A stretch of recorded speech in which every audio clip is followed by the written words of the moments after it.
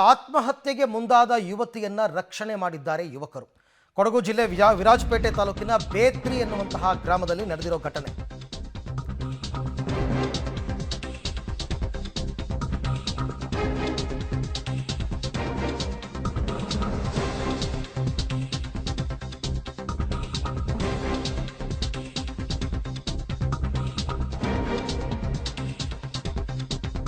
ಆತ್ಮಹತ್ಯೆಗೆ ಮುಂದಾದಂತಹ ಮಹಿಳೆಯನ್ನ ಯುವಕರು ರಕ್ಷಣೆ ಮಾಡಿರೋ ಘಟನೆ ಕೊಡಗು ಜಿಲ್ಲೆ ವಿರಾಜಪೇಟೆ ತಾಲೂಕಿನ ಬೇತ್ರಿಯಲ್ಲಿ ನಡೆದಿದೆ.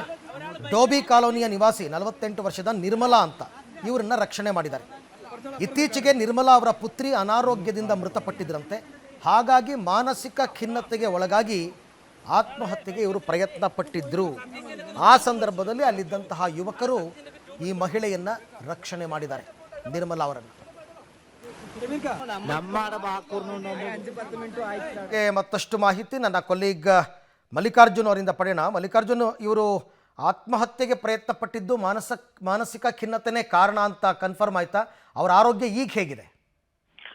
ಖಂಡಿತವಾಗ್ಲು ಅರವಿಂದ್, ಕೊಡಗು ಜಿಲ್ಲೆಯ ಬೇತ್ರಿ ಗ್ರಾಮದಲ್ಲಿ ಮಹಿಳೆಯೊಬ್ಬರು ಈ ಒಂದು ಕಾವೇರಿ ನದಿಗೆ ಹಾರಿ ಆತ್ಮಹತ್ಯೆ ಕೂಡ ಯತ್ನಿಸಿರ್ತಕ್ಕಂಥದ್ದು. ಅಂದ್ರೆ ಕೆಲ ದಿನಗಳ ಹಿಂದೆ ಆಕೆಯ ಮಗಳು ಅನಾರೋಗ್ಯದಿಂದ ಮೃತಪಟ್ಟಿರ್ತಾಳೆ. ಸಾಕಷ್ಟು ನರಳಿ ಸತ್ತಿರ್ತಾಳೆ. ತನ್ನ ಸ್ವಂತ ಮಗಳಾಗಿರ್ತಕ್ಕಂಥವಳು ತನ್ನ ಮುಂದೆನೆ ಸತ್ಲು ಅಂತ ಆ ಸತ್ತಿದ ದಿನದಿಂದ ಹಿಂದಿನವರೆಗೂ ಕೂಡ ಮಾನಸಿಕ ಖಿನ್ನತೆಯಿಂದ ಬಳಲ್ತಾ ಇರ್ತಾಳೆ.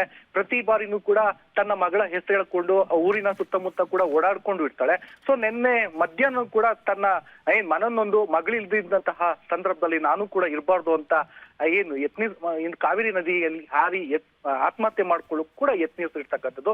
ಇದನ್ನ ಕಂಡಂತಹ ಸ್ಥಳೀಯ ಯುವಕರು ಆಕೆಯನ್ನ ರಕ್ಷಣೆಯನ್ನ ಮಾಡಿ ಸ್ಥಳೀಯ ಆಸ್ಪತ್ರೆಗೆ ಕೂಡ ಕರೆದೊಯ್ದು ಆಕೆ ಒಂದು ಸಮಸ್ಯೆಯಿಂದ ಬಳಲ್ತಾ ಇದ್ದಾಳೆ, ಯಾವ ರೀತಿ ಈ ರೀತಿ ತೊಂದರೆ ಆಗ್ತಿದೆ ಅನ್ನೋದು ಕೂಡ ಒಂದಷ್ಟು ಕೌನ್ಸಿಲಿಂಗ್ ಕೊಡುವಂತಹ ವ್ಯವಸ್ಥೆಗಳು ಕೂಡ ಆಗ್ತಾ ಇರ್ತಕ್ಕಂಥದ್ದು. Arvind, okay, thank you Mallikarjun ತಮ್ಮೆಲ್ಲ ಮಾಹಿತಿಗಾಗಿ.